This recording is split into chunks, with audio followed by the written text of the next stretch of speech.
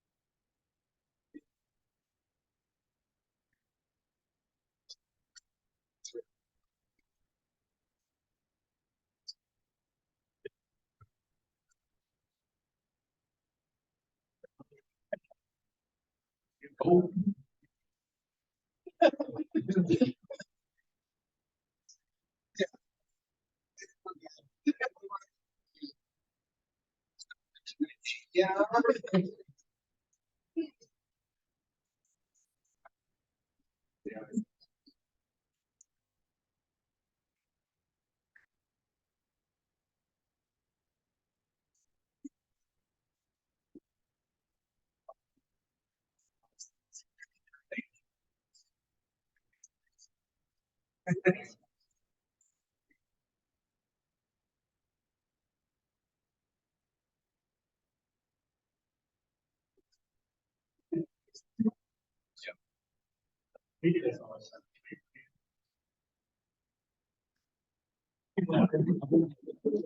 gonna give it one more minute.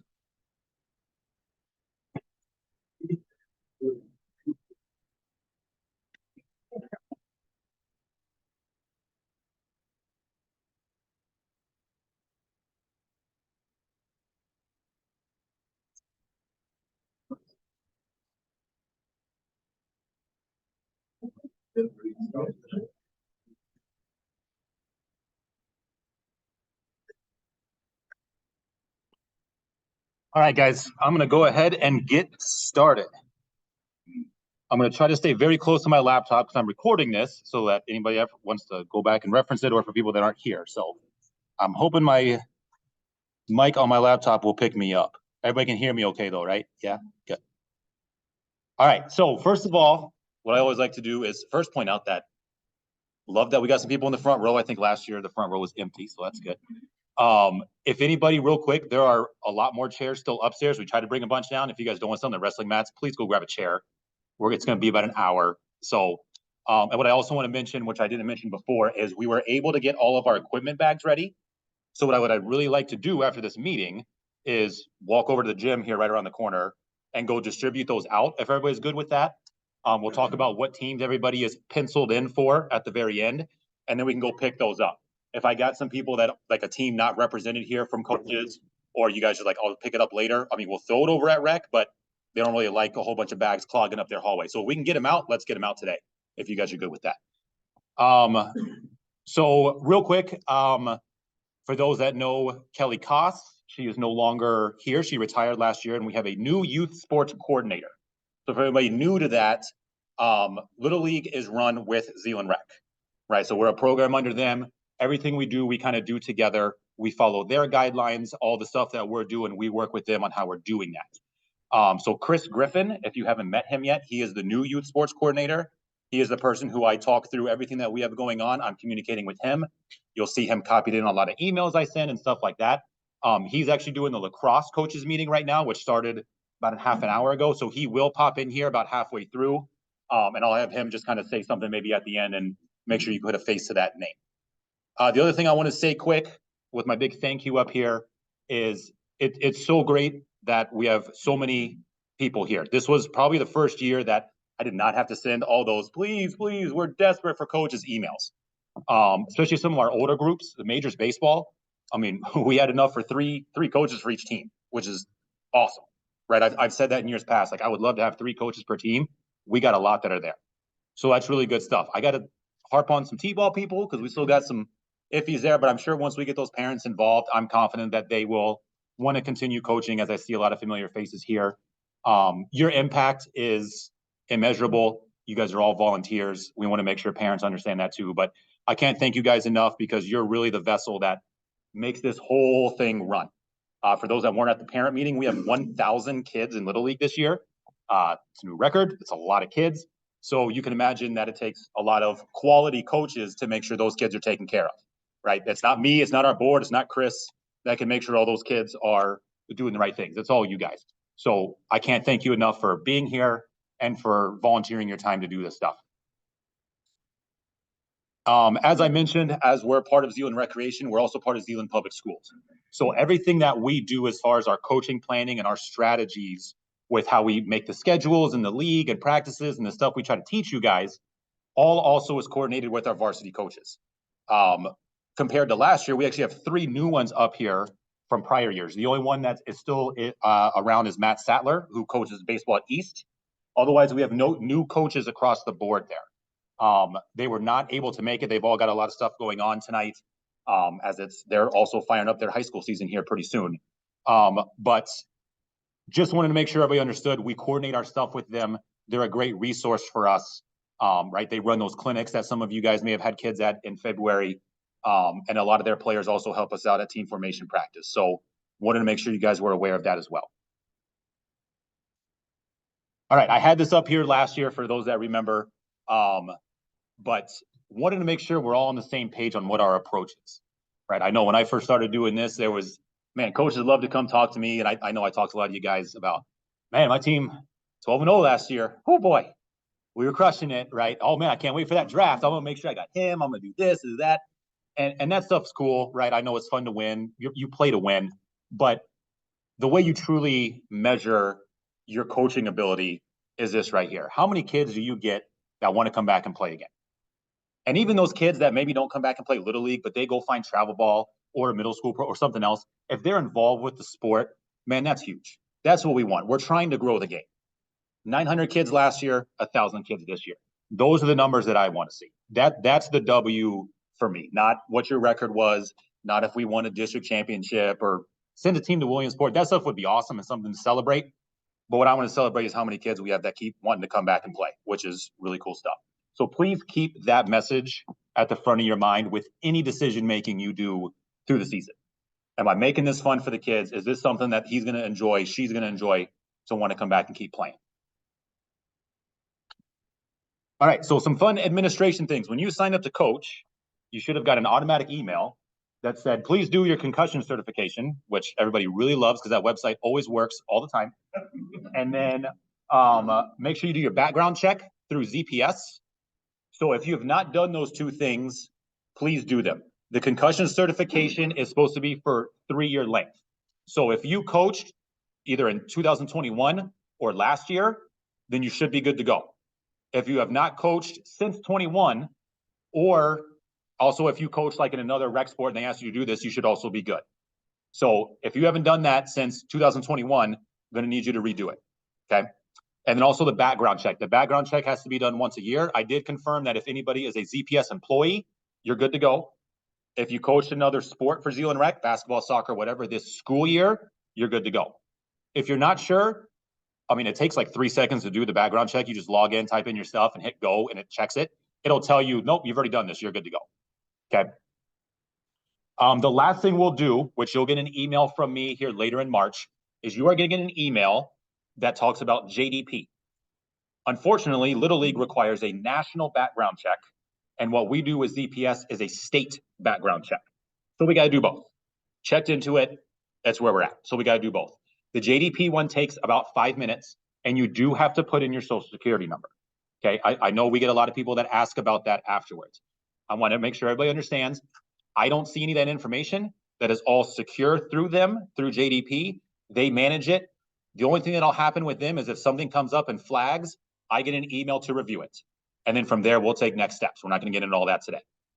Okay. If anybody has any hesitations about that, we can talk later about kind of other options, but I can tell you there's not really a lot of other options. So that's what we got to do for that national background check. And again, that'll be an email that comes from me later in March, once we also have all of our coach, pitch, and T-ball coaches ironed out. The other kind of administration thing to make sure you're aware of is our safety program. So if you're on our Little League website under coaches, right, that's where you went to sign up to coach, there's a tab for safety. Okay, and on that is all the information you need to know if something happens at your site with an incident kind of thing, whether that's a kid getting hurt or something along those lines, right? Same thing like we talked about with concussions and stuff. There is an incident report form there that I would ask you to fill out. There's a little like cheat sheet on knowing the addresses of all the fields, especially for those that are going to be bouncing around to multiple fields kind of things. So please be aware of that. I mean, the number one thing to do is if a kid gets hurt and it's something bad, call me. And if I don't answer, call Chris.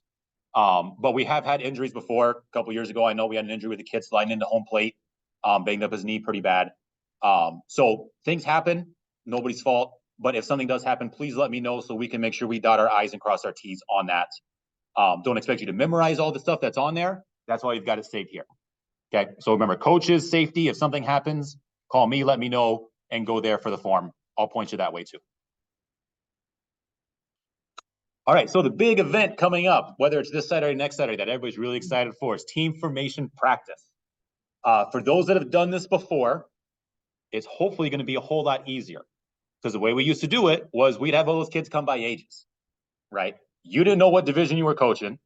And I could have a 9-year-old out there, and we don't know if that kid is going to go to single A, double A, or triple A. And we don't know what coach is watching them, who's evaluating them, and all that stuff.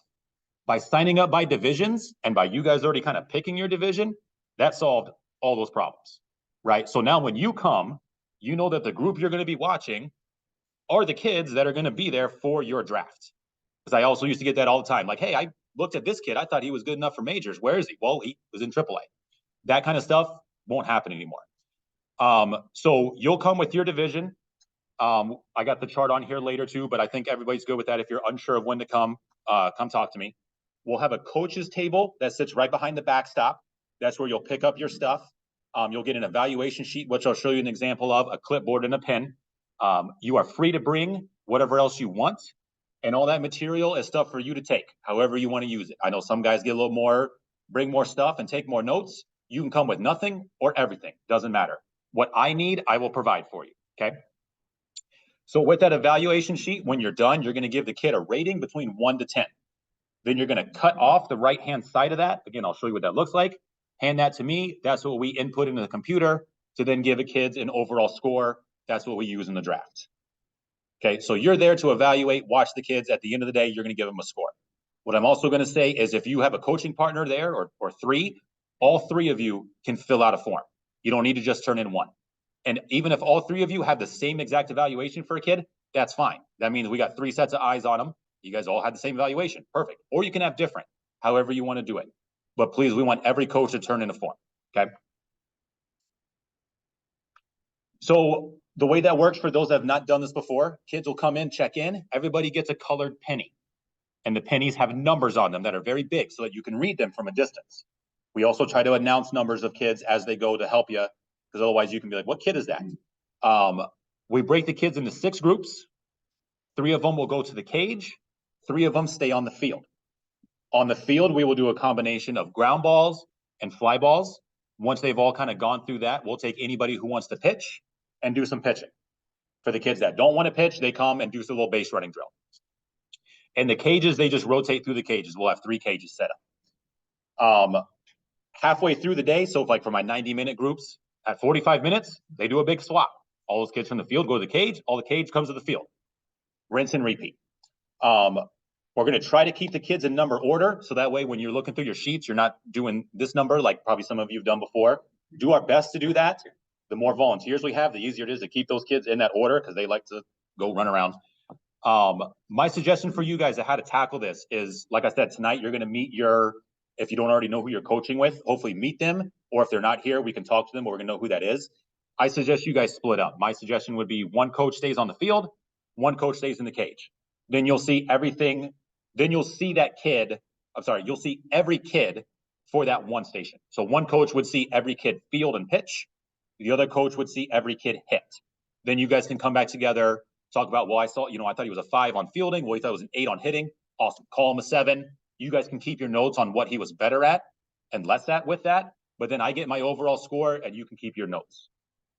Does everybody understand that? Anybody got questions on that stuff, especially those that have been there before about anything with that, or I explained that pretty good? Good? Okay.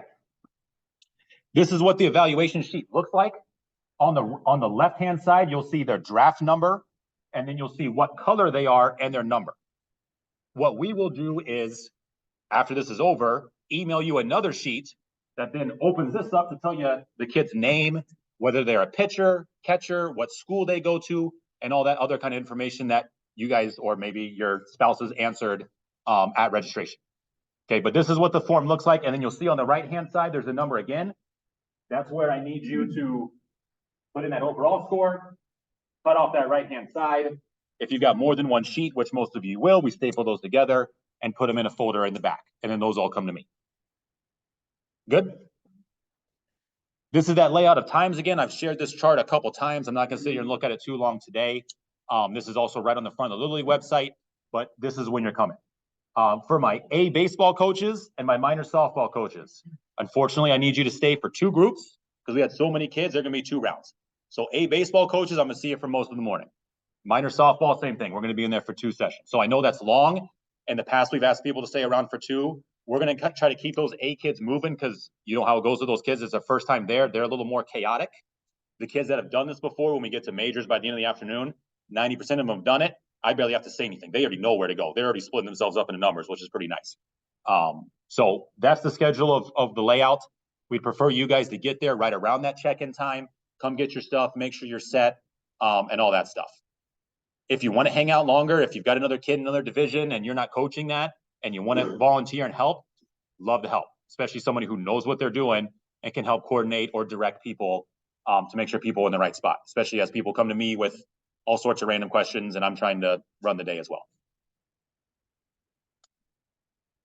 So this should go without saying, but I am going to say it. Our goal is to have unbiased ratings. First day I saw this, coaches were all telling me about how, yeah, I rate the other coaches' kids as high as I can, no matter how good they are, because that makes them draft later. And I'm going to rate my kid a 1 so that I draft first. Please don't do that stuff, guys. Come on. Okay. Even, I mean, some of you guys that have done our drafts know that spreadsheet's pretty locked down. I know we had one team last year that like everybody they tried to draft was a no. They pretty much had to pick like the bottom 5 kids of the league for their team. Don't try to do that stuff. Let's be honest. Let's make this as fair as possible.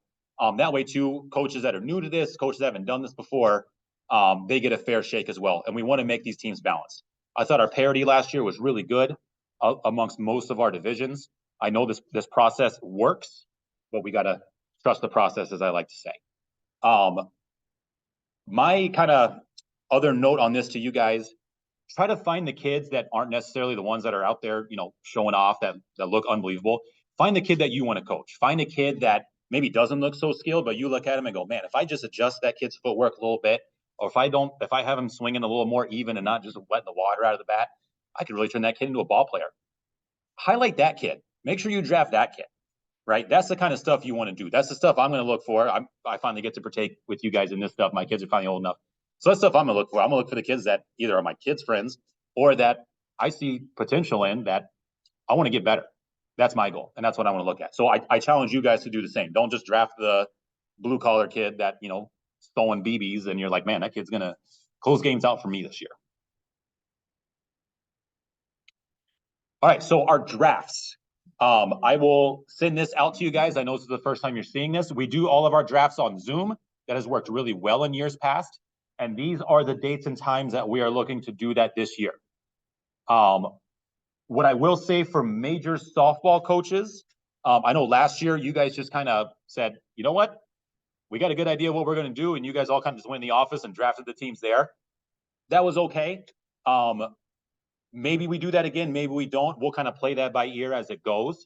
So if we decide not to make the teams right then we have a date on the calendar to go do a more traditional draft style. All my other teams, though, this is what it's looking like. Okay. So again, I will send this out and then you guys will also get meeting invites for this. We only need one coach to participate. If nobody can make it to this, myself and some of the people on the board love making teams. So we will do it for you. We have a blast with that. So otherwise you just need one coach. There's also always, as you guys know, with Zoom calls and that stuff, the whole like leaving yourself unmuted and all that stuff. I highly suggest getting with your assistant coaches or the people you're coaching with and maybe all meet in one location to do this. And that way you guys can, chat on the side about who to take next. And you're not like here with 3 phones trying to coordinate everything. That's just a little suggestion from what I've seen with years past. Okay. Because we will try to mute you guys and then all that stuff. And it's so funny hearing people chatter about, no, all that stuff's real fun. All right. So with the drafts, like I said, all the kids are going to get an assigned rating. Part of that will be what you said at T formation practice. But if we have kids that aren't there, we're going to use other information to come up with their rating. That might be like coaches' evaluations from last year. It might include the parent rating, all that kind of stuff.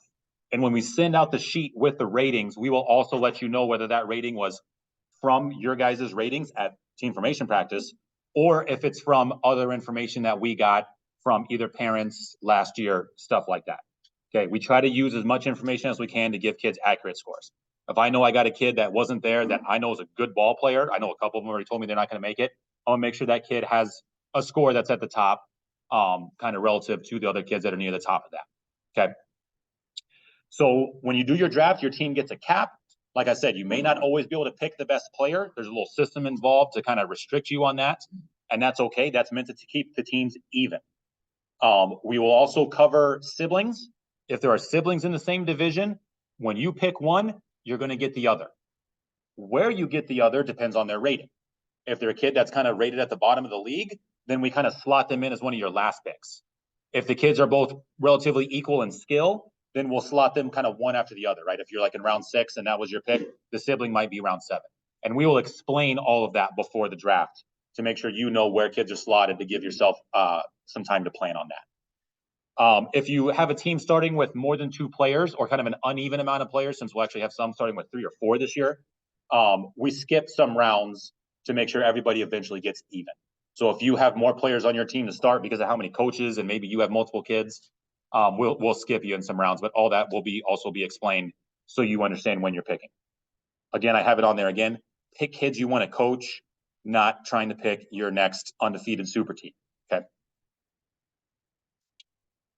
So once we get all those teams done, I take all that information, upload it on the website, right? Once that's all on the website, you guys are tagged as coaches. Now that's kind of full blown open for you guys to do stuff.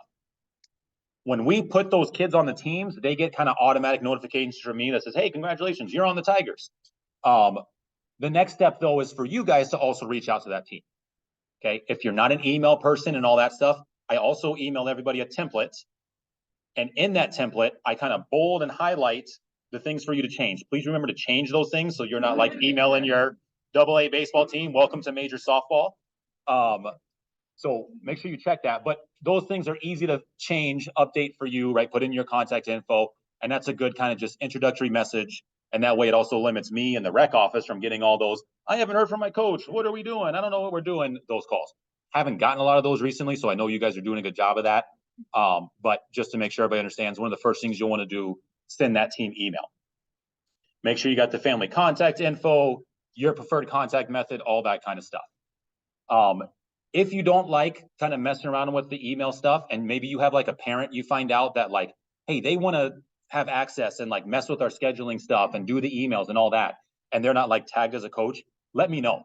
I can give access to whoever the ability to go kind of do that stuff with your team on the website. So if you got a parent, anybody else, or your own wife, husband, whatever who wants to do that stuff, just let me know and I can give them access to your team to be able to do that stuff for you. They won't, and I can make sure they're not on there as a coach, but again, can do those kind of things for you. If you've got someone that wants to do that, just let me know. All right, equipment. Like I said, we're going to try to go get those here right when we're done. Everybody will get an equipment back. That's going to include a set of catcher's gear and helmets. Okay. One of the first things you want to do at your first practice, check out who wants to catch and look at your catcher gear size that I gave you, because you're going to start with one size. And for those that didn't see the little Facebook post, we got a whole bunch of new gear. So stuff's going to look pretty fresh. So we got some old stuff in the mix, but at least the old stuff is not like from the 80s in the mix. If you got that kid that most of your kids are 5'2", and you got the one that's 6 foot and he wants to catch and those shin guards look like soccer shin guards, let me know. We'll get you another set and you can have 2. That's fine. If you got the kid that's a catcher, but he throws left-handed, let me know. I'll get you one of our mitts for the left-handers. We've got a bunch of them, but I don't just go throw those in random bags because then they end up with teams that don't need them and then they go away. So I've got those all in a locker. If you need one, let me know. We'll get you one. Okay, but we don't know who has left-handed catchers yet because we haven't done the drafts. Except for I know I got one who's coaching. So again, yeah, if you need to switch out, there's also going to be gear in the sheds out at the fields. So if you need to switch something out there, feel free to do that as well. Check there for an extra spot to grab some things. Otherwise, what's going to be at the fields? Practice balls, bats, tees, screens. All those things need to stay at the field. Okay, I know back in the day, we used to give everybody a bucket of practice balls, but I know if I was a coach and I got 18 practice balls, I would look at me and go, you're crazy. How am I supposed to run a practice with 18 balls? Right, so we've got loads of balls for practice at the fields, but they need to stay there because they walked away last year. We're going to talk about that in a minute. The shed combos, remember this, 2828 hasn't changed. We're going to keep it the same one more year at least. 2828, because I guarantee at least half of you here are going to text me on your first practice day and go, Brandon, what's that shed combo? And you guys are going to do it anyway, but 2828, remember that. Game balls are going to be in the sheds. However, we're telling our umpires to bring those to the games, same as last year. Okay, so if you got an umpire trotting out to the game and you ain't got no game balls, go, Blue, hey, you got the game balls? You go, no. Say, go get them out of the shed. they'll start remembering to do that, right? We want to train them to do that. Some of them that are coming back that have done this will remember, but please tell them. Obviously, if you're in one of those situations, which are rare, but if you have no umpire, go in there and grab the game balls. But we want to keep those separate. We don't want to just start mixing in those game balls into the practice buckets. Okay, keep those game balls separate. Let the umpires manage those. So like I said, we had a couple things go missing last year. I don't know if anybody's found these. One on the softball side was my softball masks, infielder's masks, right? We're requiring the girls in the infield to wear these. So we need 5 of them per field. Good news is we got a huge donation from the Zealand Rotary Club. I actually just picked them up today. They're in the back of my truck. We got a bunch of new ones. So each field at Huizinga is going to have 5 in each dugout. That would be enough that both teams, especially in a game, has their own set for every girl if they don't have their own, which is awesome. But they need to stay, at the end of the day, back in the dugout locker. Put them back in there, in those little boxes in there. Could a girl walk away with one? Sure. I'm sure it will be accidental. But, man, I think we lost like 13 last year because we did have a bunch. So that was a little rough. My baseball guys, I had at COT to start the year, let's see, I put 8 full buckets in the shed and 2 in each dugout box. So that's what? 14 buckets. You want to know how many I had in August? 1. Yeah, they walked away. They walked away. So fortunately, we got a whole bunch more practice balls this year. They need to stay there. Because I'm going to tell you this much, guys. If I go in August again, and I know the balls are going to walk away a little bit. I'm not saying I expect to see 18 full buckets, when I get back. But if that happens again, we're going back to everybody's getting a bucket of 18 and you're on your own. Because that's not sustainable for us. There's a lot of other things I want to spend money on, not that. And my goal was to go through those buckets and get rid of the really crappy ones.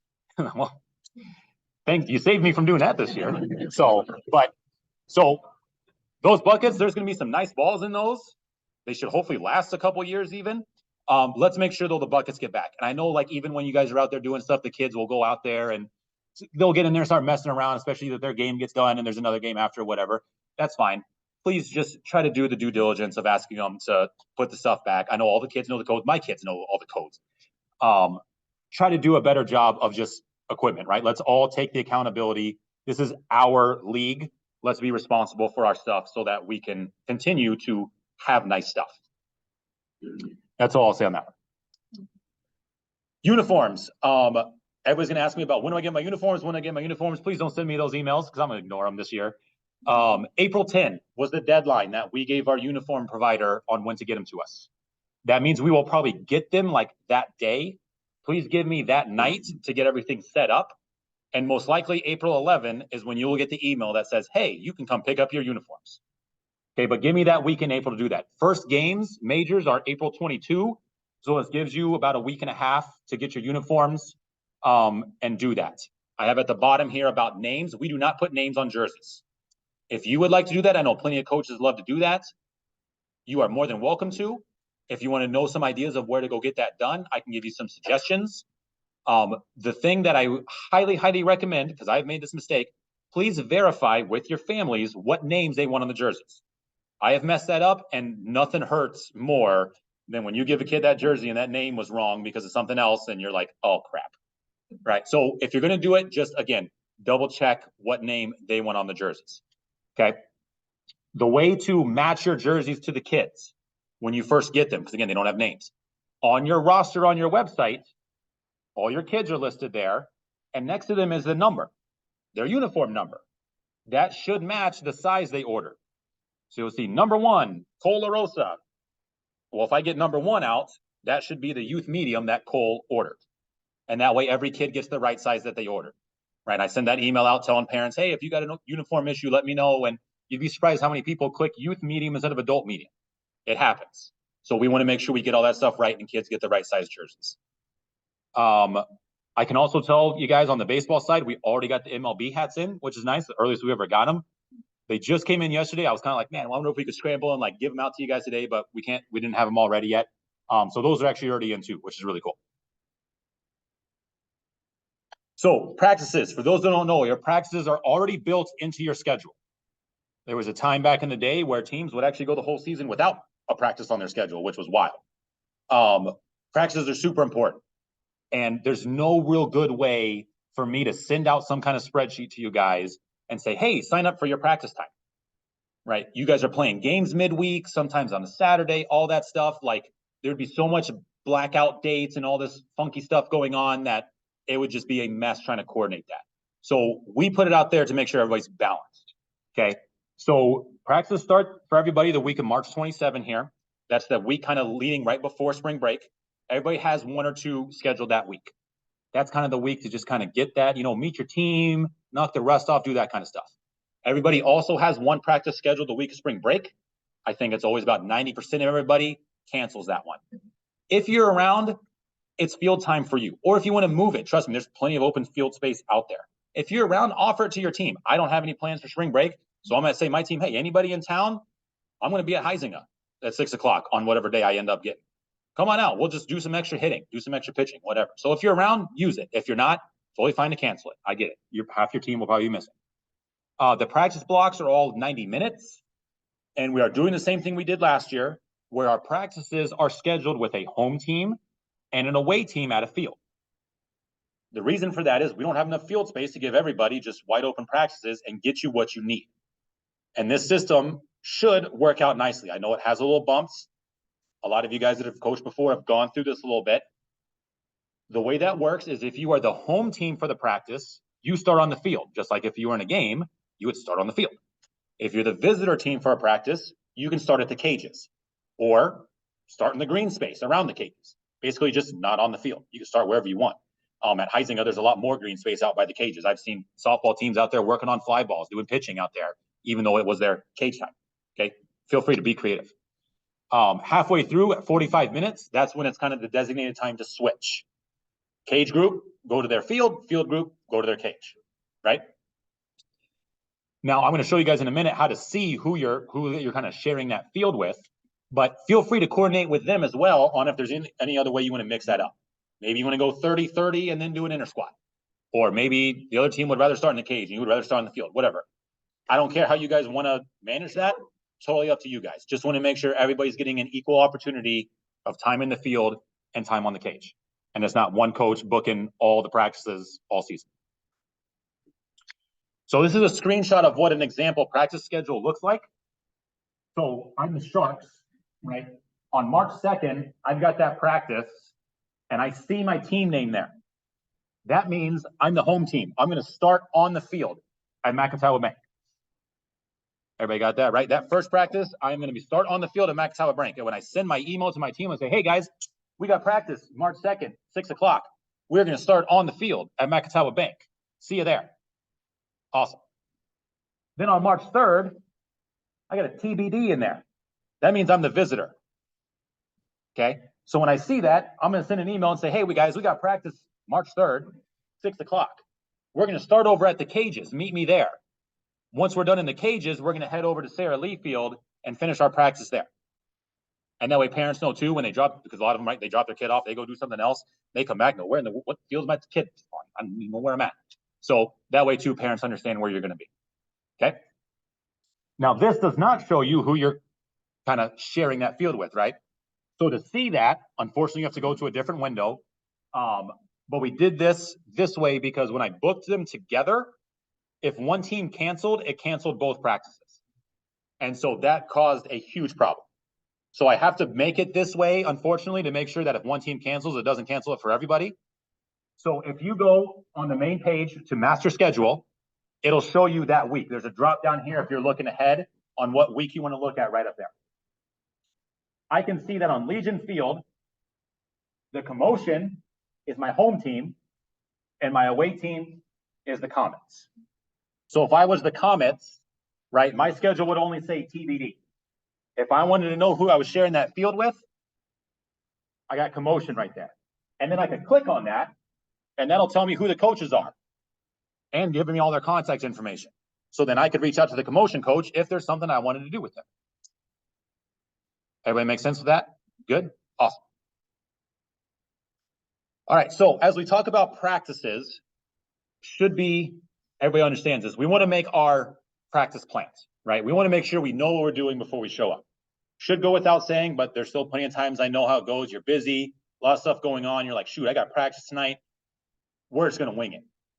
Those don't go so well. I'm sure we've all been there. I've been there. Those don't go well. Please try to take 5-10 minutes to do some practice planning. If you're in that situation with, I don't know what I'm going to do tonight, I've got so many practice plans on the website, it'll make your head spin. Grab one of mine. I'm actually going to continue to share mine that I'm planning on I'm coaching minor softball this year. I'm going to share those out as well. Coach pitch and T-ball coaches, if you guys have done those before, they get emails every week on practice templates. So if you're not one of those coaches that's like, hey, I know exactly what I want to accomplish, these are good guides on what to do. Add something fun, right? Make sure the practice, the kids are enjoying it. I know you got to get those reps in, but please make it fun. We want to make sure those kids are enjoying practice. Got a little example of that. I'm going to try to play this while we're going, right? Here's Dodger spring training and what they were doing, hitting tennis fly balls and having a competition on barehanding and doing trick catches on tennis racket fly balls, right? I mean, and these are guys making hundreds of millions of dollars playing with the Dodgers, and that's what they were doing on spring training. So if they can do it, trust me, you guys can do some goofy things to have fun with it, all right? So some ideas kind of in that first practice, right? Like I said, especially right before spring break. Please don't feel like you need to go out there and blow it out and have this big inter-squad game. Get to know your players a little bit. Keep it loose, keep it light. It might be cold. You may not even want to use your whole 90 minutes. You might want to say, hey, guys, we're going to go 45 minutes. We're going to just play some catch, get some swings in, get to know you guys a little bit, size up my catchers, and nice to see you. We'll see you next time. I love doing things to incentivize and have little fun games in my practices. It helps keep the kids engaged, give them something to challenge for. If any of you guys have ever done any kind of clinics I've run, I pretty much finish every one with some sort of game or prize or something to do at the end. I love doing that stuff. Man, the kids never get so focused and so intense on something, but I mean, that's how you want them to play. So you practice like you play, give them that incentive at practice, and man, it translates into the games, trust me. Final thing I'll say, and this is kind of a coaching tip in general, less talk, more action. And what I mean by that too is I hear a lot of, hey, we're going 2 with this one. We're going to second base with this one. Stuff like that, right? You're telling the kids what exactly to do. And that programs kids to go, I don't know what to do until that person in the dugout yells at me what to do. But I'm not learning the game.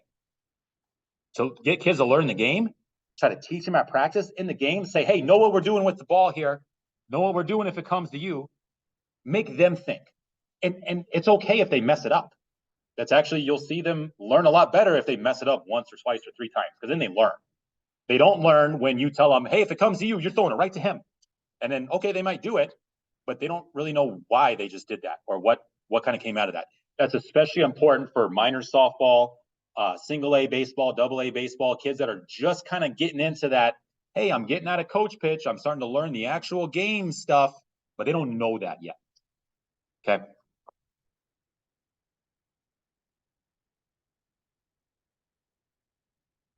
All right, so you get your schedule. If you want to add practices, or if you're one of those unfortunate ones that, man, it always seemed to rain. Those 3 times it rained that month were always on my practice day. If you want to add practices, you have the ability to do that.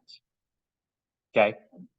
I ask that, though, you stay with your home field when you do that. If everything is booked, let me know. I can probably find another field for you. We've got some blanks in some different spots, but I can't have my majors baseball team going, man, Cott's booked all week, but I see a spot at Heisinger, I'm going to take it. And then now my softball team is losing a field time for a practice they might schedule just because you kind of jumped on it. Okay, stick with your field first. If you need another place or you got something else, let me know. I can help you out. But you guys have the ability to add practices, and there's a walkthrough on how to do that on the website. I can walk you through that as well as we get there. I will also say that most Saturdays, especially afternoons, wide open. If we do Saturday games, they're always in the morning, kind of 10 o'clock starts, 12 o'clock is usually the latest. So if you're looking to add a practice, Saturday afternoons are wide open. Okay. All right, game planning stuff. So first thing to do, just like you do a practice plan, have a game plan. Okay. I usually try to line out my entire 6-inning plan before I step foot on the field. I have my lineup ready, and I post that thing in the dugout as soon as I get there so that my kids know where they're playing, where they're going to be each inning, and all that.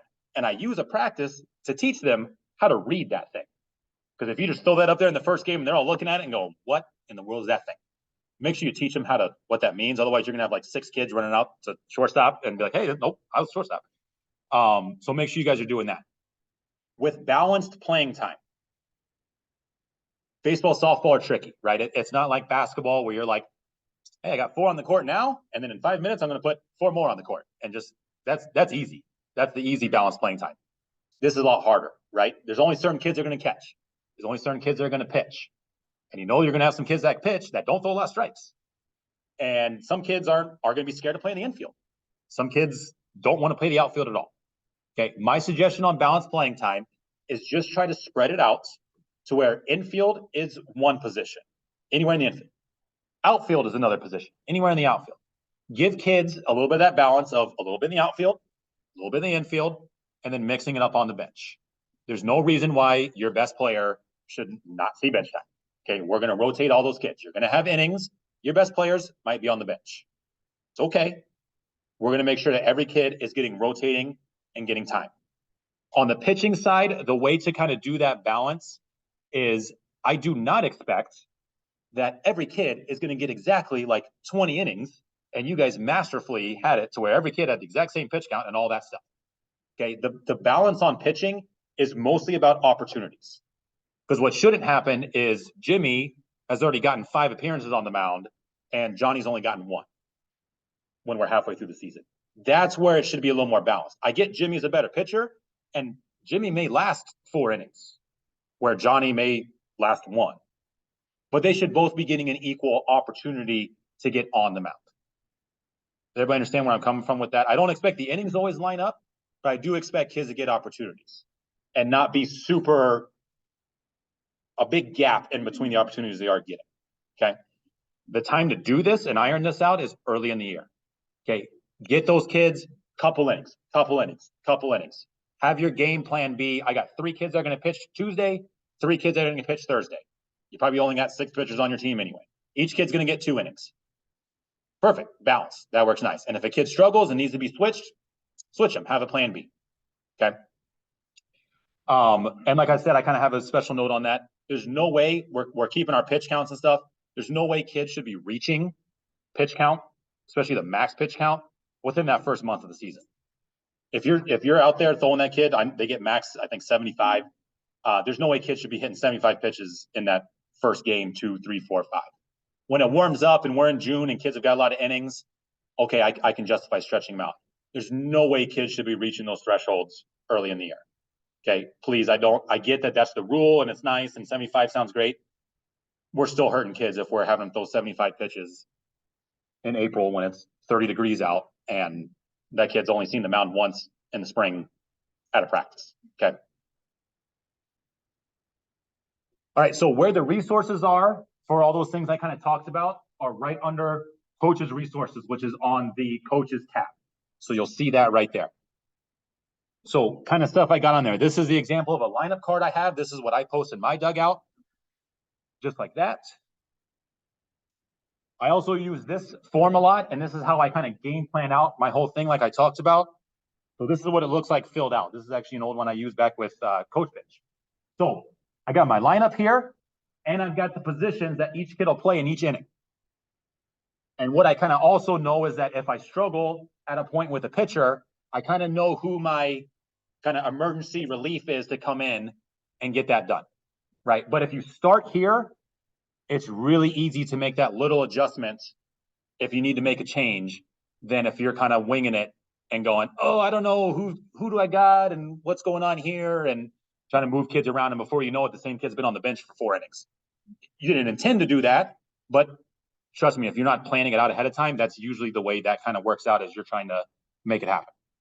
So again, all these things are right under that Coaches tab. I highly suggest you use them. The one other thing that we have on there, which I did not get a picture of, but I would love for my baseball guys to check out, is these pitch count tracking sheets. We've got some pitch counters still around. I don't see a whole lot of people using them.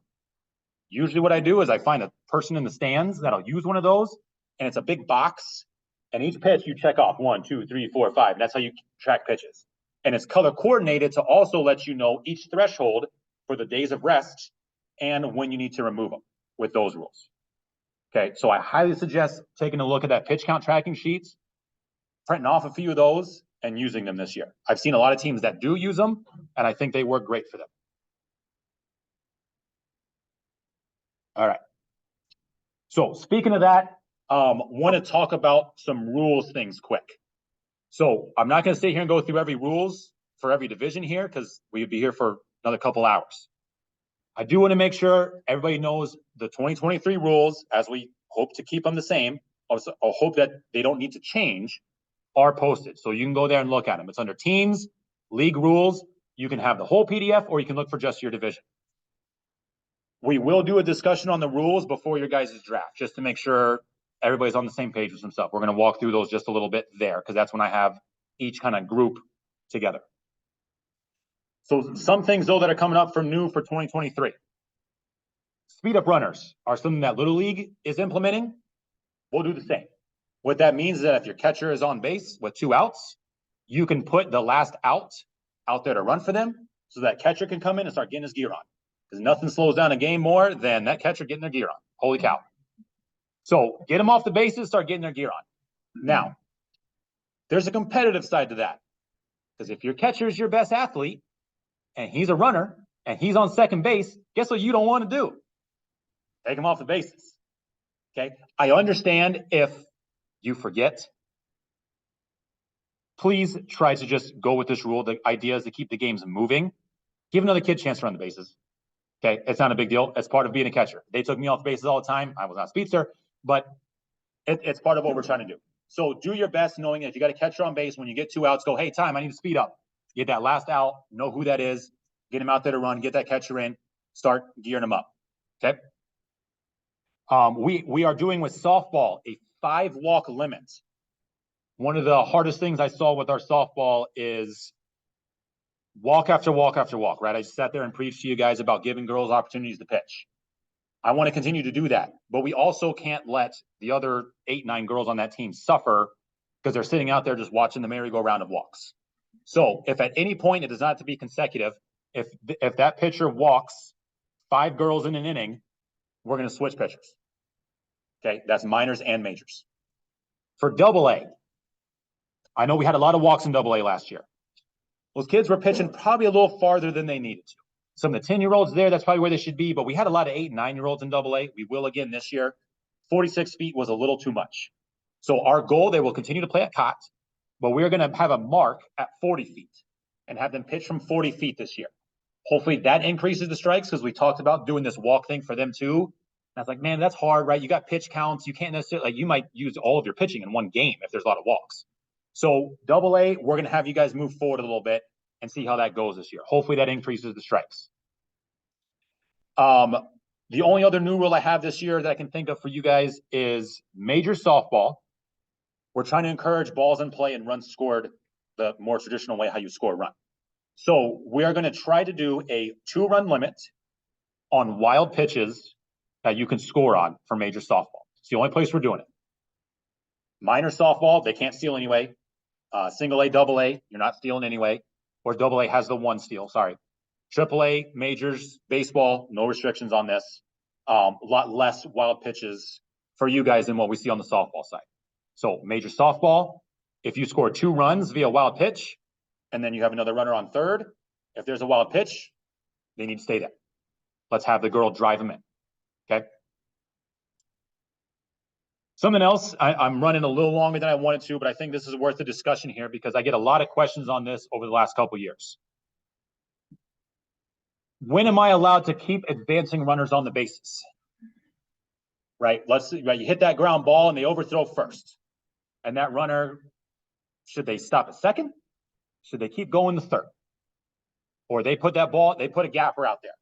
This is more for the younger ones too. Majors baseball is kind of a little more free for all. We let them go run a little bit. Talking more minor softball, AA, AAA, even single A baseball. What's my limit on letting runners advance? So I'm going to say something, and then if anybody else wants to throw anything else out there, I'm going to kind of open the floor for a minute. My thing is this. We want to encourage kids to learn how to run the bases, And I err on the side of aggressiveness with that. I want them to learn how to take that extra base. What I don't want to do, and this is subjective, is continue to send a runner just because the player that's getting the ball is a little less skilled, we'll say. They take their time. They don't have a good arm, so that ball kind of just to get in. And you know that runner is pretty fast. And honestly, you could just do this the whole time, and they probably would outrun the baseball, especially with those younger groups and how they start throwing early in the year. So I try to use my best judgment on, if I were to imagine a really good player out there, maybe even a couple levels up, to go get that ball, could this kid still make it? That's when I kind of still send them. Yeah, that's easy. They can make it easy. There would be no play no matter how good that kid is out there. I understand kind of taking one more base on that. I also understand that leaves a lot of subjectiveness, and it could rub other coaches the wrong way if you're sending players and they're not, and they're just kind of playing station to station. Anybody else got any other thoughts on that concept? Because what I want to make sure we do is that if somebody is moving an extra base or somebody takes an extra base in a game, that there's not any kind of hard feelings between the coaches on, oh, I'm not doing that and you are. So you kind of have that advantage over me on how we're running the bases. Any thoughts? The lower you go, the more you probably just want to hold people back as far as sure, single A, double A. And I think as you get up, maybe you yep, let them take another base, maybe two. Sure. And also in the hopes of that you're going to teach a child when to hold the ball or when to try to throw when you're at first trying to make that throw to third. Sure. Sometimes it's not the best decision. Yep. When you hold the ball, stop the play. Sure. Though the person probably could still send them home and maybe score. Yep. At that point. Sure. I mean, I know I saw a double A game where a throw went out in the right field. Quite honestly, the coach held him up a second, only let him go one base. Quite honestly, that kid probably could have scored twice. I mean, that's the kind of stuff I'm talking about, right? But I thought it was great that the coach held him up. At the same time, if the coach would have let him go to third or let him score, I wouldn't really had a problem with that either. You guys kind of with me on what I'm saying there, right? Yeah, go ahead.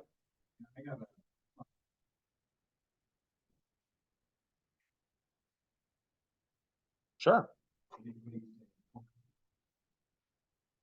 Sure. Yep. So that way I highly suggest that. That's a great idea. Yeah, absolutely. Yeah, one thing we don't do that actually is done more at the upper levels is that meaning at home plate. And we don't really do that more because our umpires are so young that it's enough for them to get there with all their stuff on, let alone lead a home plate meeting. But I mean, coaches wise, right? You guys can get together and have that discussion. Absolutely. I like that. That's a good idea. Sure. For sure. For sure. Yep. I agree. And yeah, coaches, if there's something going on that is kind of man, I think that's too much with you. I mean, again, we're all trying to do what's best. I don't think anybody's trying to take it out on anybody. Go over and have a civil conversation between things hey, I think that was a little much, just tell them how you feel. I think if you just have a nice, calm conversation in between innings, I feel like I could go talk to anybody out here about that. And if that coach is not having it, then give me a buzz and I'll help mediate that a little bit and make sure we're all on the same page. But I mean, I know we have a good group of coaches here, and I think that we can all come out of that one and be good. But there's no real good rule to implement on this. I can call it one base, and that's up for interpretation. I don't necessarily want to just say one base. I don't want to lose the aggressiveness of what you can teach some kids. But at the same time, I want to make sure we all understand what we're doing. So it's more of a guidance kind of thing. Same kind of idea, right? Advancing on a throwback to a pitcher. If you're in a league that doesn't have stealing, don't worry about it. You're not advancing on a throwback to the pitcher.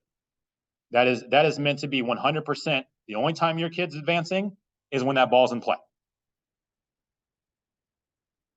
My thing here is I would rather not see this, to be honest with you. It's not something that's done at the next level. And if it is, it's because that team is just totally lost and they can teach them that at high school if that's what they want to teach them. It's not really something you guys need to be teaching. There are a number of other things that kids need to learn to get better. That ain't one of them. So I don't have a rule in there for that, but can we just all maybe walk out of here going, I'm not going to have kids take a base on the throwback to the pitcher would be good. Okay. I see a lot of nods, so I'm hoping that's good. Yeah, go ahead.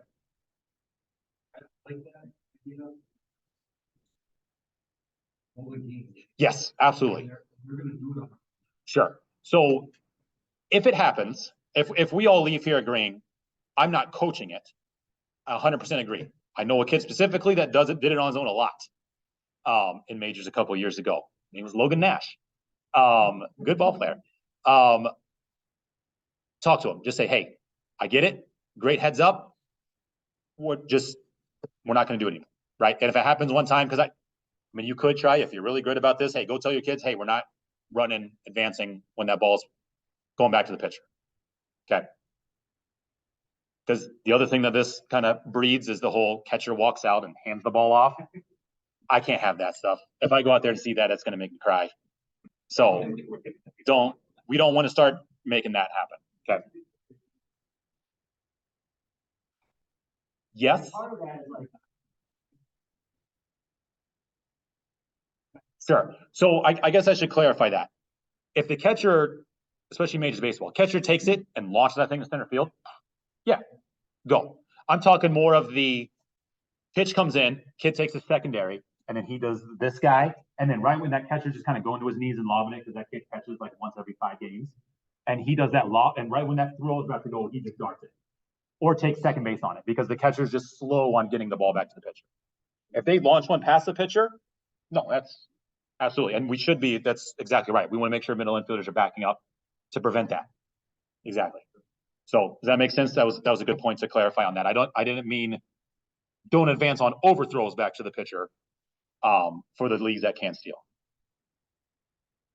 We good? Okay. Last thing, sorry, taking 2 bases on a walk. Same thing as what I do on advancing throw back to the pitcher. I'd rather not see it. I know it's happened a little bit, especially when you got a catcher that just really takes their time to get to the backstop and get the ball. Okay, I know you can teach it and it works at this level, but once they get to high school, you don't see that. That ain't happening. So softball is a little different, especially if a ball kicks away in one of those. Like, could it happen at that next level? Absolutely. I'm not saying it never happens. But is that something we should be teaching here? I don't think so. I'm not going to be teaching that. Again, if you got a kid that's super heads up and ball 4 and that ball's hitting off a post and rolling away and that kid takes 2, hey, great heads up. But I'm not going to be coaching, hey, once you walk, go right second. Especially for those younger kids that they're not going to be able to throw the ball in front of them anyway. They're not going to catch them with the ball. Everybody good with that? Okay. All right, so playing time, I touched on this a little bit. If you do the good game planning, you won't run into this, but we got to make sure kids are not sitting on the bench 2 innings in a row. Again, we're moving kids around different positions. That lineup I sent you, or I showed you, should not be the same lineup for all 10, 12 of your games.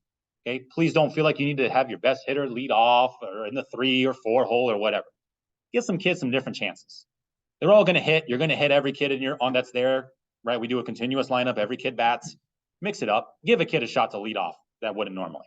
Okay, that might make that kid's day. So do those kind of things, please. I highly encourage them. And again, we're talking about balance. Field management. I'm going to kind of go through this quickly because I'm running a little short on time. Again, extra gear in the sheds. Home team will do scoreboards at Cott and Huizinga.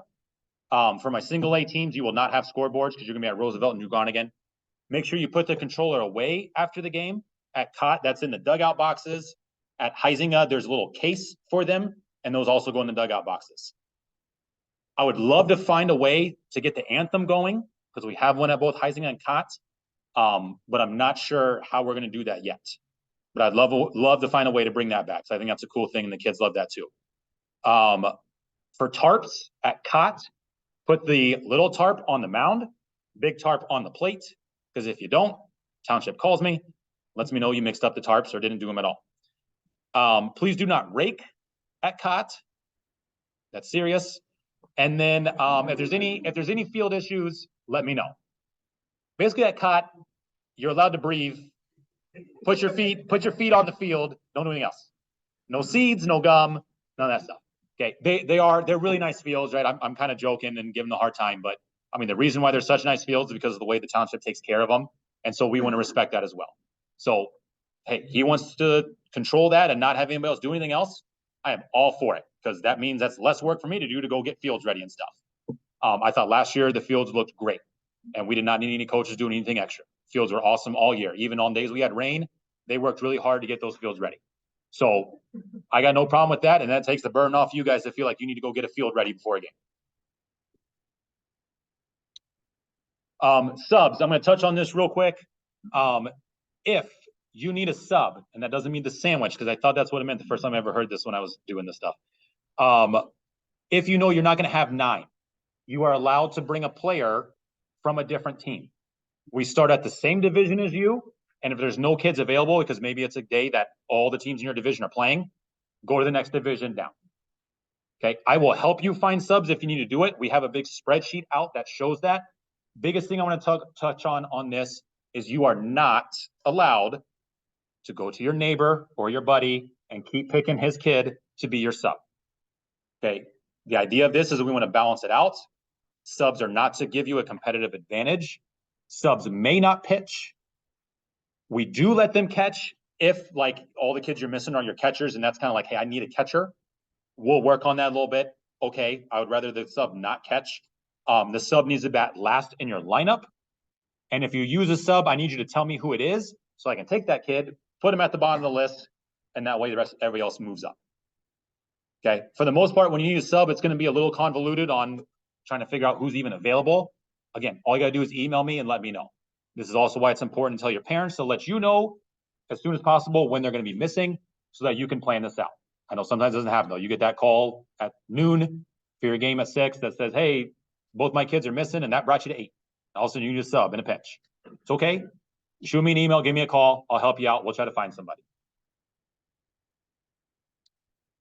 Umpires should go without saying. They should be respected. I harped on this at a little parent meeting we did too. Please show our umpires grace. Thank them.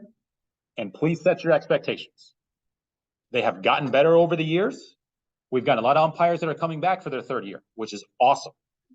They're also going to make mistakes, especially our younger ones, our newer ones. They're going to make mistakes. Ball strikes, balls, all that kind of stuff. It's okay.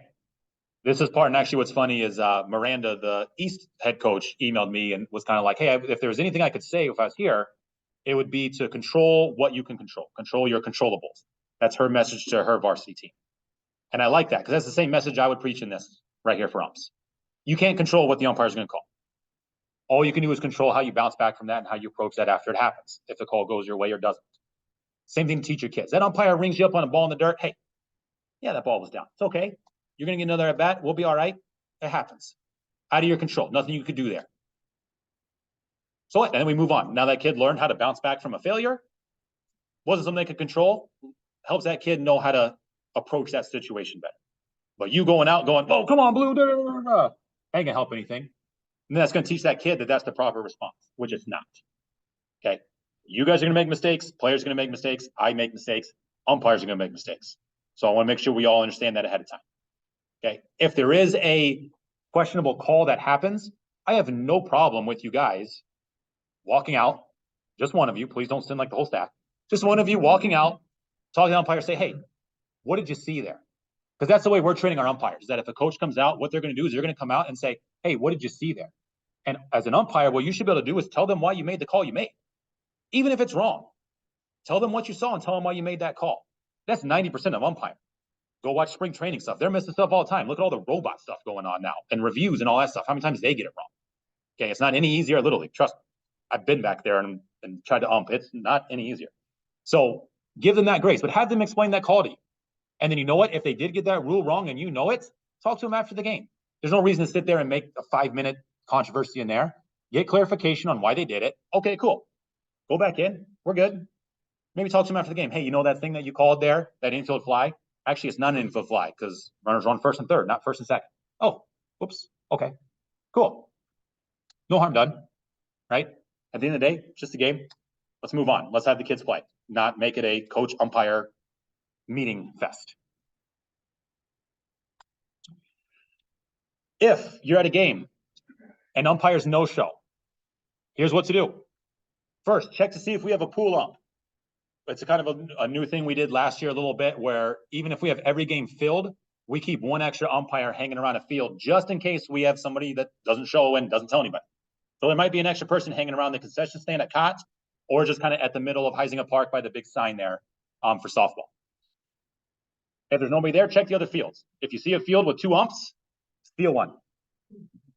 Try to steal the better one. I don't know. You guys know the umps, whatever. Steal one. That way you at least each got one, right? And then at least from there, right? I mean, if a kid is like told like, there's no way I'm going behind the plate, I'm not going to do that. Don't push them, because that's not going to go well either. We'll make something else work. But then at least if you have a plate umpire at each, you can maybe find a parent to help volunteer and do the bases. Okay. What I do is I always check the schedule each day to find where we have umpire gaps. If you are going to be missing an umpire, you will get an email from me. You will get an email from me telling you that, hey, you either have no umpire, just one, something like that. So then you at least know ahead of time what to prepare for. Okay. If you don't get an email from me and you don't have the umpires you're supposed to, please let me know.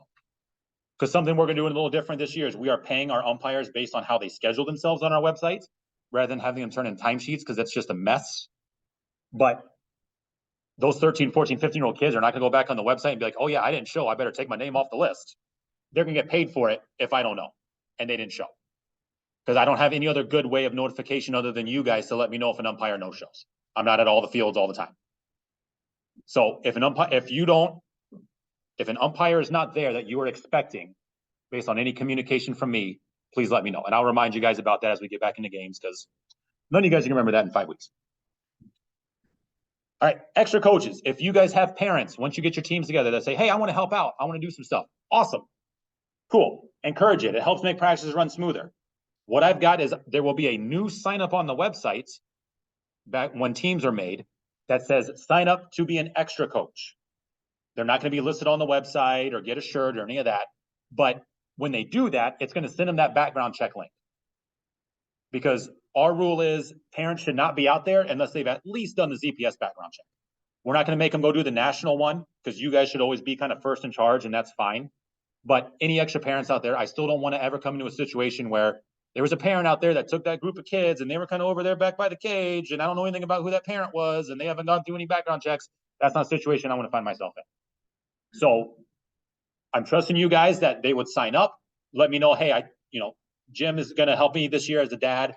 I told him to sign up on the thing. Let me know if he's good. Yep, I'll let you know once I see his thing come through that he did the stuff. Okay, then yep, he's more than happy to go out there and help you guys out. All-Stars. Because of time, I'm going to breeze through this one. I'm going to skip this, and we will talk more about All-Stars later. Weather, this is a good one. We try to make our decisions by 5 o'clock. So those of you that like to email me at 2, I'm going to say, I don't know. Okay, we know how the weather is here. There's times where that storm's forecasted, and we bang it, and it's a beautiful day like it was today. There's times where, oh, it's a 30% chance, and we go out there and we just get drenched. Okay, we're going to do our best. We're going to make a call that seems right, and sometimes it's a coin flip. Okay, so we try to make a call by 5 o'clock to say we're on or we're off. And that's usually league-wide. It's very rare that we kind of go, hey, we're okay at Heisinger, but not okay at Cott. So that final decision will come from either Brett, Chris, or myself. There are times, though, where we say, hey, we're going to try, but if the storms roll in, we need to shut it down. There are times where we leave that judgment up to you guys a little bit. What we shouldn't see is if I go over to Cott and the team at Sarah Lee's still going, but Request and Makatawa, they shut it down. We shouldn't be doing that. Okay, it should be pretty clear. And what we will also do when the weather is like that is if we see something rolling in and we start hearing that anybody started shutting stuff down and we can see it out. I mean, I live in Borculo. I live pretty close. I can see what the weather looks like at Cott. We're going to start sending messages to and say, hey guys, shut it down. It's getting crazy. If you see lightning, shut it down. Get out of there. Okay, and that stuff is usually we are canceling for the day kind of thing. Okay, we will have a more formal written policy for weather that will be sent out here in a little bit as we get closer to firing stuff up. That will also be shared with parents. But I know a lot of times we turn to coaches to kind of make some decisions, and there could be a moment where you have to do that. But for the most part, we're trying to take more of a ownership on that to make that weather decision for you guys. Okay, yeah, go ahead. One time last year, we had a really bad storm, 2 Yep. days in a row. I heard that might be like super bad, like you. So you guys can have some sort of how to handle extreme like tornado watches warnings that happen while we're at the field. Sure. So we know where to go. That's hard. I mean, hopefully if we see something like that coming up on the radar, that's usually a good sign that if any of that stuff's starting to pop up, we're canceling anyway, even if it doesn't happen and it was one of those clear days, and we try to avoid that at all costs. But I know those things can pop up out of nowhere. And unfortunately, if for you guys that have been at COT, I mean, actually all the fields that you guys would be at COT, Roosevelt, New Groningen, Huizinga, there ain't shelter. Huizinga, I mean, maybe pile into that bathroom over there. There ain't a lot of space for you guys. COT, same thing. I mean, you got the concession stand, the bathrooms, but there ain't space for everybody. So that'd be a situation to try to avoid. I do not have a good answer for that other than get in your car and get out of there, but that may not be a good place either. So unfortunately, no, I don't have a good answer for that. There's not a good place out there. So again, we're going to do our best to try to avoid these, but it is what it is. All right, if you're looking for any additional coaches training, Baseball Concepts is doing a coaching clinic on March 25. Full disclosure here, I do not know the guy that's doing this. His name is Matt. I have not done this before. I don't know what kind of information to expect.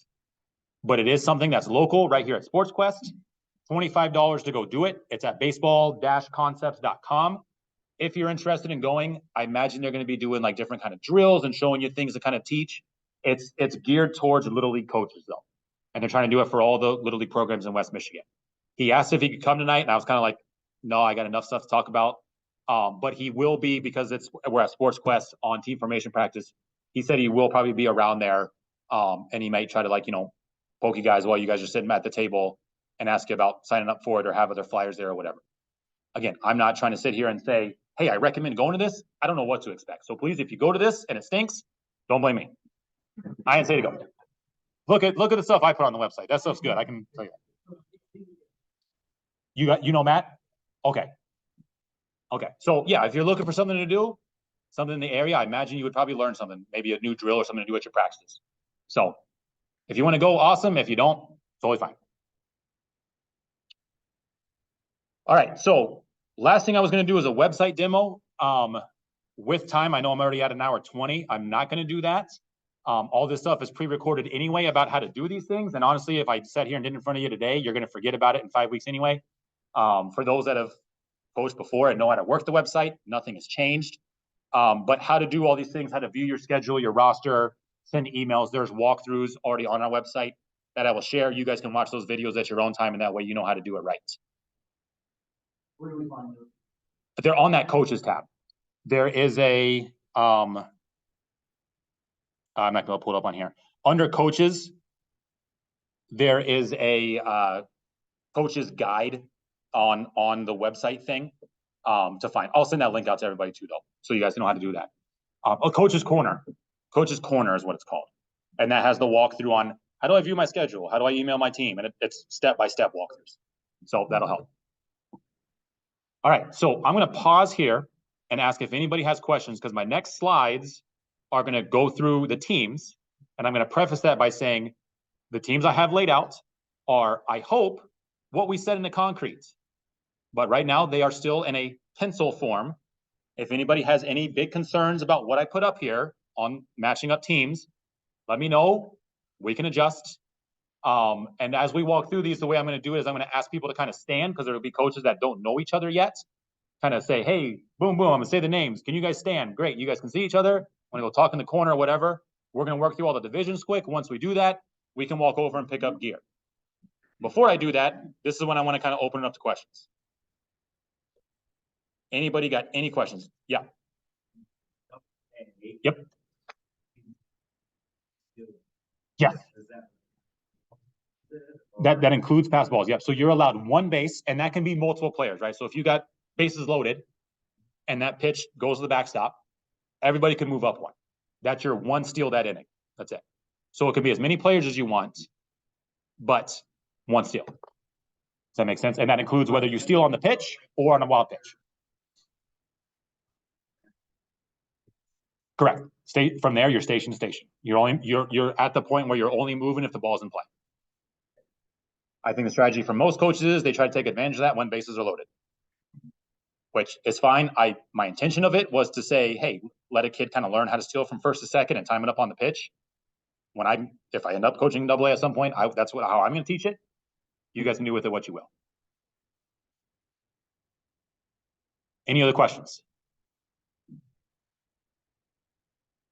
Okay, let's look at the teams. Starting at minor softball, I'm going to have Aaron and Erica White, and then Amy, who's doing double duty with us. If you guys don't mind, if you're here, stand. I think Amy said she. Oh, perfect. There you go. Look at that, right next to each other. Awesome. And then we have Adria and Elizabeth. I don't know if I saw. Okay, I didn't see Adria here. Okay. Caleb, you guys probably don't understand. You all know who you're coaching with. The Smiths, you guys know each other. I got Kevin and Casey. I got you guys coaching. Look at that, right behind each other. Perfect. And then I got Rich and Luis. I don't think I saw him. Rich. Okay, I didn't see Gomez here. Okay. Yeah, so he's not here. If you want to pick up stuff for him, though, he's a good guy. He's been coaching with us forever. And then the last team is me. So bring it on. Majors. I think all of you guys, let's see. I know Abby and Lisa, you know each other. I got Jenny and Eric. I don't know if I saw Eric come in here. Eric, you here? No? Okay. Or Jenny? No? Christy? Or Sydney? Sydney, you're the one who showed up for them. Okay. I know you helped with Jenny last year and all that. So that's your team. Eric's a good guy. He actually used to be my neighbor. So get you guys together. Ryan, Randy, and the Brimmers. I know you guys all know each other and together. And then my Piper crew over there with Tracy helping you out as well. Awesome. A baseball. Holy cow, there's 12 of you guys. I'm also going to let you guys know when you guys do your draft, there's going to be a La Rosa there. So pick wisely. First team I got Brian and David. I highlighted David because I didn't actually have him on he hasn't done the sign up yet. Okay. You can stay on him. Get on him. My next team, Chris, David, and Mike. If you guys don't mind, stand quick unless you guys all know each other. This is the part where I don't remember who said they wanted to be with who. That you guys don't even know how hard that is to get all the requests you guys have to get that done. Do we got you guys here? Is Chris, David, or Mike here? You guys know each other? Perfect. David, Peter, Trenton, you guys all know each other, right? Okay. Steve and Eric know each other. I think that's father and son. Are they here though? Are you guys here to get your gear? Eric or Steve? No? I feel like I saw Eric say he couldn't make it. Dustin and Mitch. You guys good? Okay. Nick and Jared, I know you guys know each other. Jeff and Patrick. Good. Tom and Adam.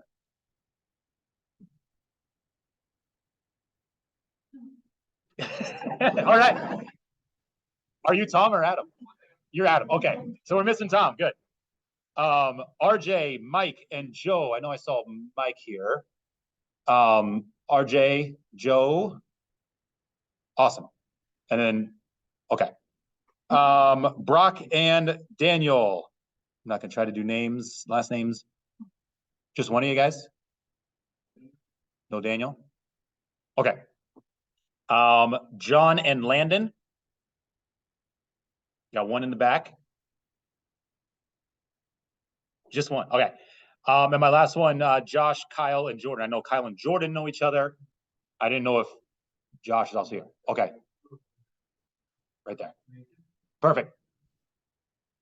All right, that's it for A. Everybody good? I think we just had one team that was not here. Double A, Bob and Nick. I know you guys know each other. Frank, is Frank here? I don't think I saw him. And then Chris, who said he could not be here either. So that's a team that's not here. Aaron, I didn't see Grupp in here, I don't think. So Amy, who I know is also coach softball team. Aaron's a great guy. He's a coach at Zeeland East as well. So he's a baseball guy. He actually coached my son last year. Awesome dude. So I tried to put you with a really good group. I know you're doing double duty for me. And then Alan is his brother-in-law, who's got multiple kids in the league. He's also a really good guy. So you're with a good crew, I promise. Sam and John. You're Sam. Is John here? No? Okay. And then Megan and Brian with Matthew. Megan and Brian is Matt here. Perfect.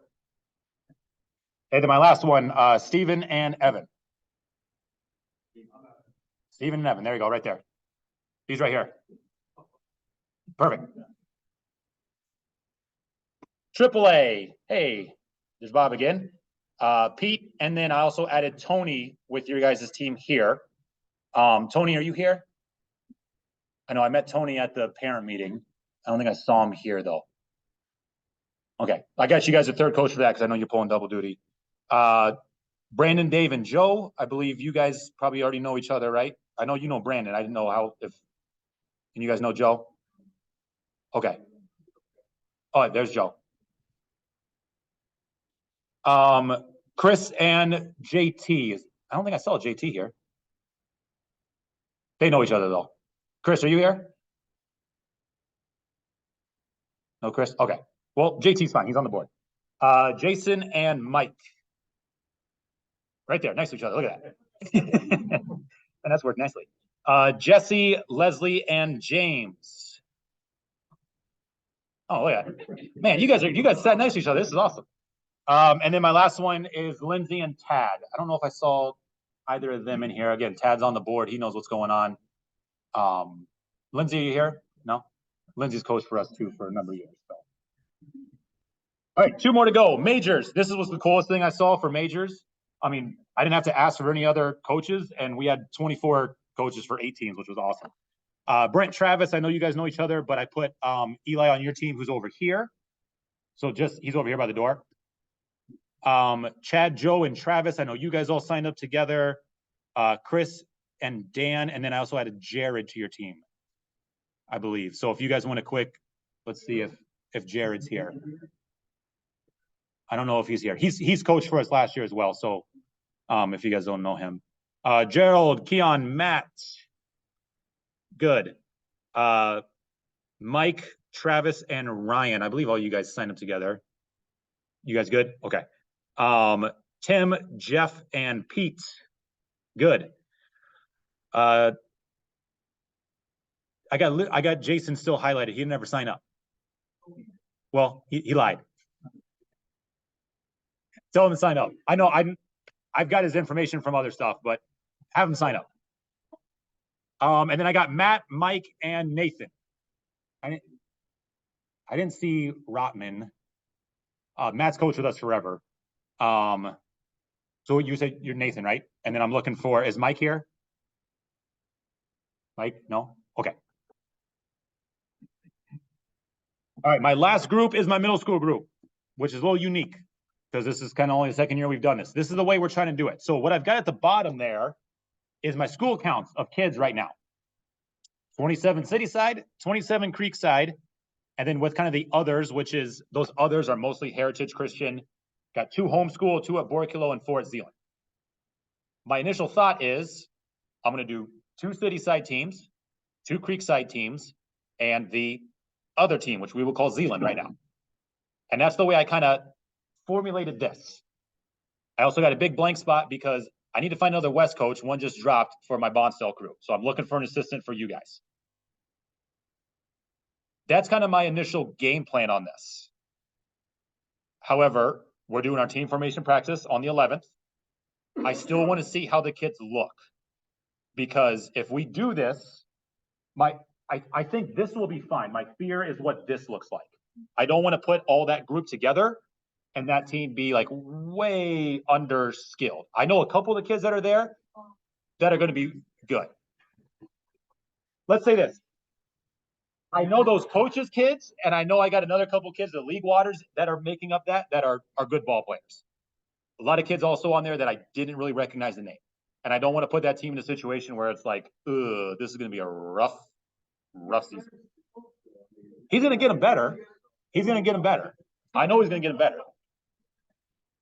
So again, I think this will work, but I didn't want to like get way too far ahead until we kind of see them and see how that lines out. Otherwise, I want to put 13 or 14 on one team for East, West, and make it that way. Split those kids up. Everybody good with that? Coach wise, Nick and Christy, obviously. Chris and Nate, I know they're together. I know the next group already knows each other. They're together. Justin, you're good. And then Travis, you're good, right? So I think all the coaches know each other on this group too, which is good. Okay, you are with, turn around right behind you. Fung.